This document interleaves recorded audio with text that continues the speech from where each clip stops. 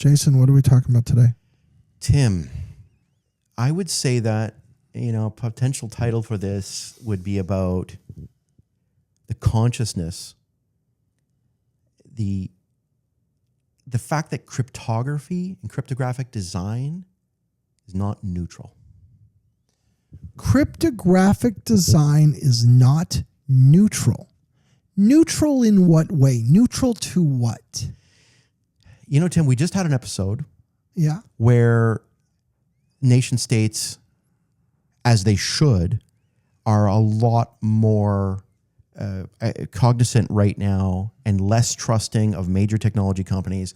They want to own the keys to the front door of their sovereign boundaries digitally. Right. Yes. And it turns out that the new geopolitics is cryptography. Yes. Agreed. Wow. Okay, so what about the sociology about this?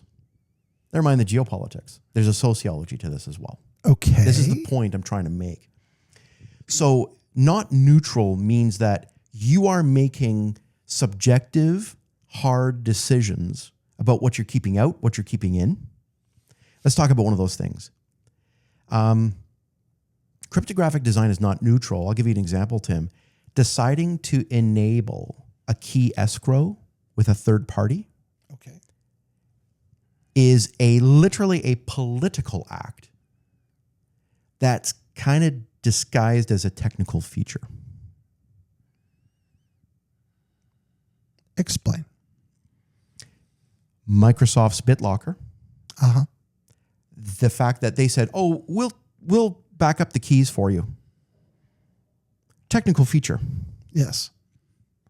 But right. It has a strong societal consequence, has a consequence that extends beyond how the technology works. And so therefore, Apple has a very different take. Right. So their sociology, right, it's not neutral, Tim. That decision's not neutral. Gotcha.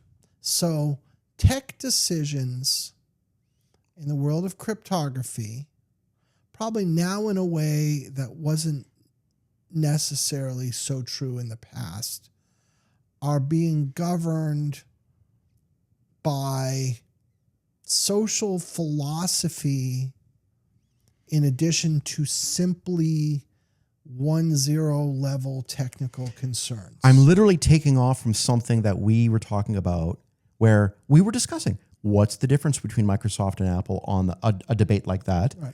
And somebody at Microsoft basically said, I don't want to die on that hill. Mm-hmm. Right? Yeah. And so I have a word. Nobody's going to use this word, so I'll coin it anyway. Go for it. Epistemic selectivity within cryptography. Okay. Who gets to know what? Who gets to decide policy? Who gets the cheese because they hold the keys? These are not neutral decisions. And what looks like a technical feature, be careful. Right. And BitLocker is such a good example of that. And that's why this was kind of like a part 2 of that, Tim. Yeah. I really wanted to talk about the sociology of this problem. Right. And so that's interesting. And this is something we've talked about a lot with the government versus technology, government versus the internet, that we've talked about a lot, government versus cryptography, where you can't really, especially in the world of cryptography, you can't really run a technology company or a technology stack without colliding with these other social, political, and legal concerns. It could be the BitLocker thing. It could be Signal deciding to leave the U.S. shores in order to be beyond the power of a U.S. subpoena. It could be lots of nations seeking to control PKI and digital identity within their borders, which include things like, potential man in the middle of attacks, root-based man in the middle of attacks. All of this is where your decisions as a tech provider cannot help but be affected by and ultimately Therefore, you must, by virtue of the fact that it will work one way or another, take some kind of stand on these social and political questions. Correct. And I'm going to give you two more to chew on. Okay. Because the BitLocker is the obvious, to open your News mind. right now, yeah. So I'll give you another one. Okay. The intersection point of AI and privacy. Okay. Right. How do you make AI unlearn? How do you make AI forget? Yeah. How, what? What happens if there's a copyright violation? What if there's a GDPR right to be forgotten demand? But it's been learned by an AI. But it's been learned by an AI. What happens if you violated copyright, that gets into an AI?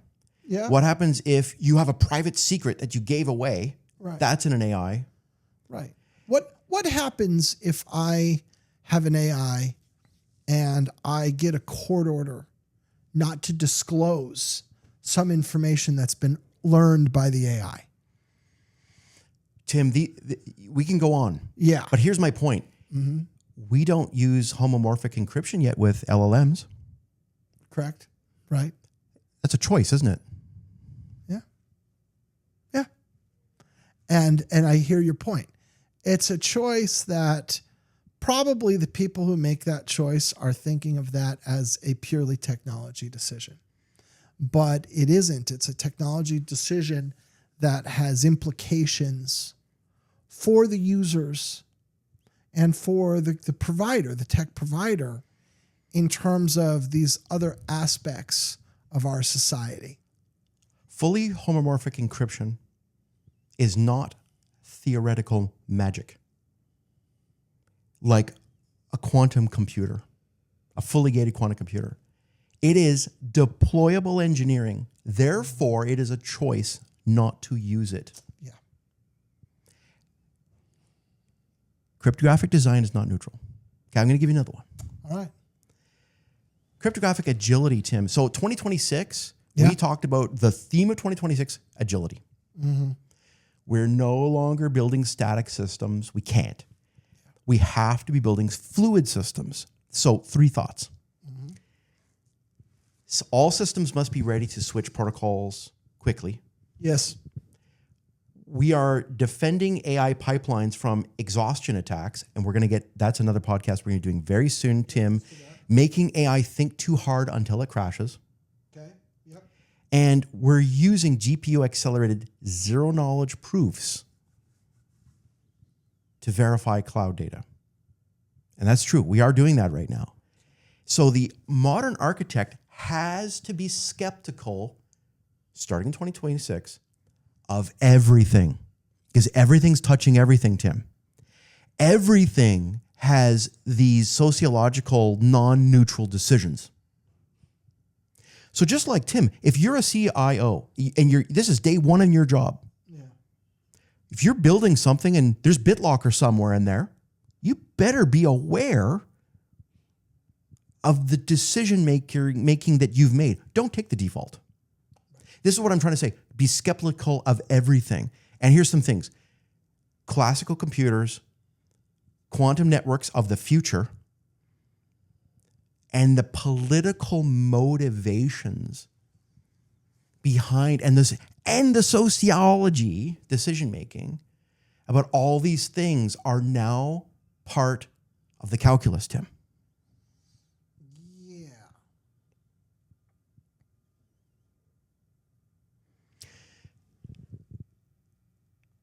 Which is a tough conundrum. It's a tough enough conundrum for that tech provider, that guy at Microsoft or Apple or wherever. But it's also, this represents a conundrum you were pointing out in the IT department. You have these implications too. So here I am. I'm a CISO or a CIO. I just want my employees to be productive. I just want the people to be able to do their jobs. It's all I'm trying to do. And all of a sudden you're telling me I have to weigh in on important societal issues? Yes. I know, that sucks. I don't Yes, want to Tim. do that. I just want my people to get their files. And I just want them to get their email, right? and Tim, that's why we can't have nice things. That's why we can't. That's what a conclusion. This one was a bit of a ramble, but let's end it at that. That's why we can't have nice things. Have a great afternoon, Tim.